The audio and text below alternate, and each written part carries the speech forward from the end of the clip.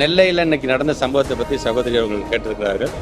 அதுக்கு முழுமையான அது விசாரிக்கப்பட்டு அதோடைய கருத்துக்கள் வந்ததுக்கு பிறகு முழுமையாக சொல்லி இருந்தாலும் மாணவ செல்வங்களுக்கென்று பல்வேறு திட்டங்களை தமிழ்நாடு அரசு ஒரு 4 ஆண்டுகளாக அவர்களுக்கு அந்த ஸ்ட்ரெஸ்ஸை போக்கணும் அப்படிங்கிறதுக்காக பல விஷயங்களை ஏன்னா கலை பண்பாட்டு கொண்டாட்டமாக இருந்தாலும் சரி, அறிவியல் சார்ந்த அந்த பிள்ளைகளுக்கு நடத்துகின்ற போட்டிகளாக இருந்தாலும் சரி, இப்படி எல்லா விதத்திலும் ஒரு பக்கம் அவர்களை நாங்கள் மேம்படுத்த வேண்டும் என்று சொல்லும் பொழுது இது போன்று விரும்பத்தகாத ஒரு சம்பவம் நடக்கும்போது உள்ளபடியே அது வேதனைக்குரியதாக இருந்து கொண்டிருக்கின்றது.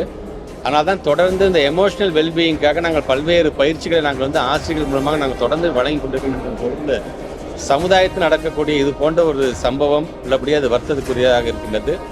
மென்மேலும் அது நடந்து விடாமல் இருக்க வேண்டும் என்பதற்காக குறிப்பாக சவுத் சைடு சார்ந்திருக்கின்ற அந்த மாணவர்களுக்கு புதிதாக பயிற்சியை வழங்க வேண்டும் என்கின்ற ஒரு எண்ணமும் இருக்கின்றது. வருகின்ற 24ஆம் தேதி என்னுடைய மானிய கோரிக்கை இருக்கின்றது.